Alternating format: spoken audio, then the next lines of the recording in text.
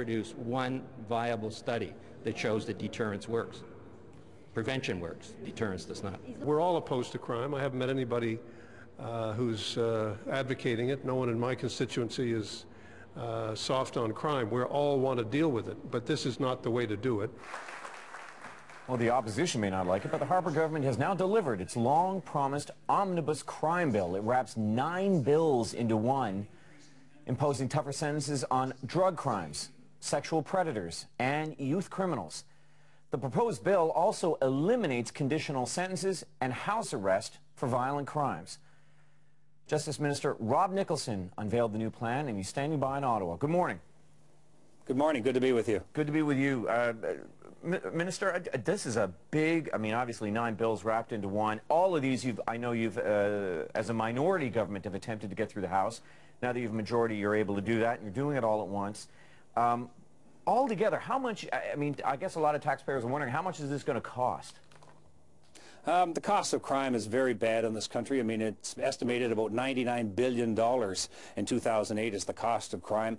83% of that is borne by victims, and so we're very concerned about victims, and that's the focus of this bill, to better protect them and send the message out to individuals who get involved with this kind of activity that it's unacceptable and that there will be serious consequences. What's the cost of the bill, though?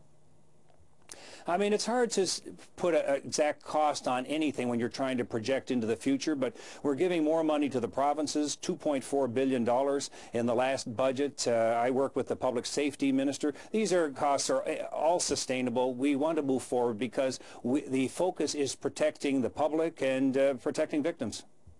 So we don't know the cost? Again, trying to say, you know, how much it'll cost. One of the bills is to allow people to sue foreign entities because they have been victimized by terrorists. All of these things are sustainable. And again, I appreciate that we are getting so many fiscal conservatives that are worried about this, but I tell them that the cost to victims is great, and this is very sustainable, so it's going to work.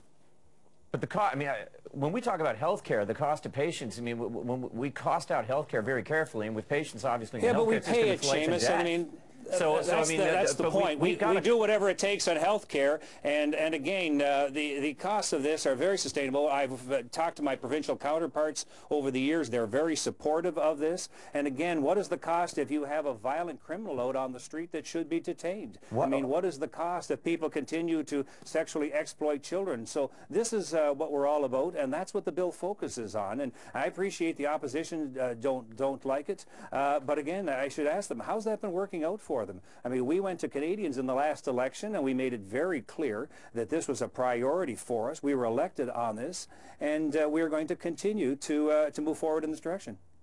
Minister, I'm not even going to get into whether or not, you know, crime is at a 40-year low in Canada and whether prevention or rehabilitation is better than incarceration. I'm not even. You don't have a cost on this bill. You don't have a cost on this bill. I'm a taxpayer. I just want to know what the cost is. You can't give me a cost. Good, you know.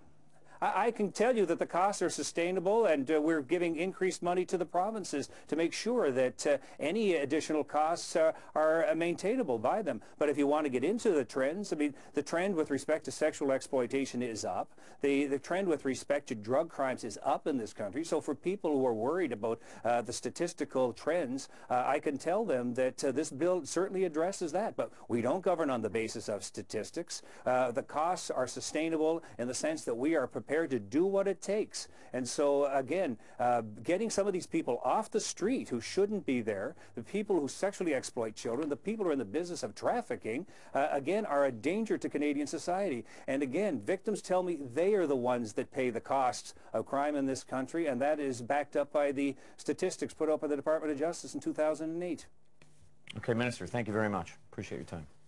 My pleasure. Good to be with you, Seamus. Good. Reaction now, we go to Kim Pate. She is the Executive Director of the Canadian Association of Elizabeth Fry Societies, and she's with us now in Ottawa. Good morning. Good morning, Seamus. This is a very large, ambitious bill. How do you react to it, Kim? Well, first of all, I react to what the minister just said, and I'm shocked. It's breathtaking.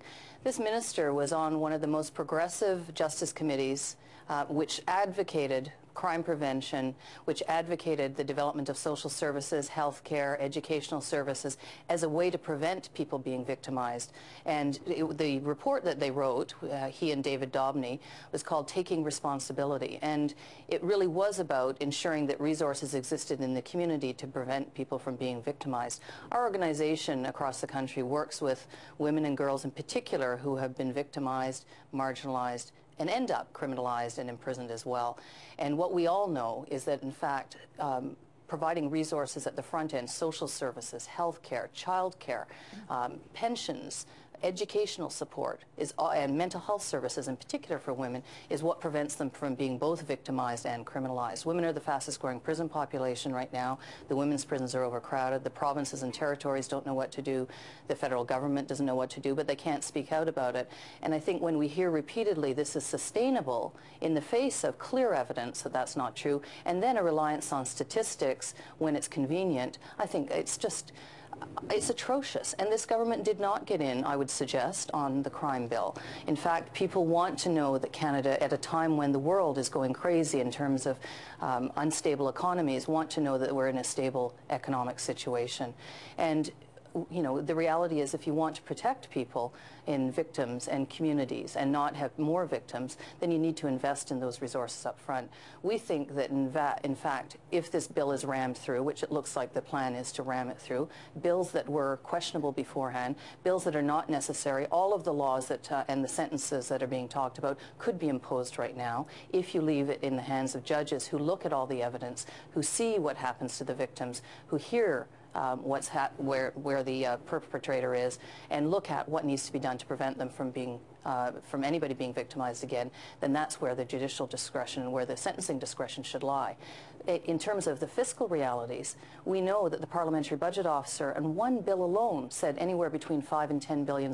We're talking not about just 99 billion. We're talking about many, many billions more. Look at what's happening in the United States, where states are going bankrupt now because they've been on this trajectory. Why are we heading that way? So we're suggesting that, and we're now told it will go to committee, the bill, that in fact one of the first amendments be that all of the costing should be provided, that the government has a fiduciary obligation to Canadians to show us what it's going to cost, to show us how those tax dollars will be spent, and that every province, territory, and every federal department that will be implicated, whether it's in tertiary services, services to support people before they're victimized, services to support people after they come out of prison, that all of those costs be revealed, and then we make a decision that if every province, territory, and federal department can sign off and say this will not result in draining other resources, then perhaps it can be enacted. But until then, it's irresponsible. It's absolutely irresponsible. And it's the generations, it's your children, it's mine,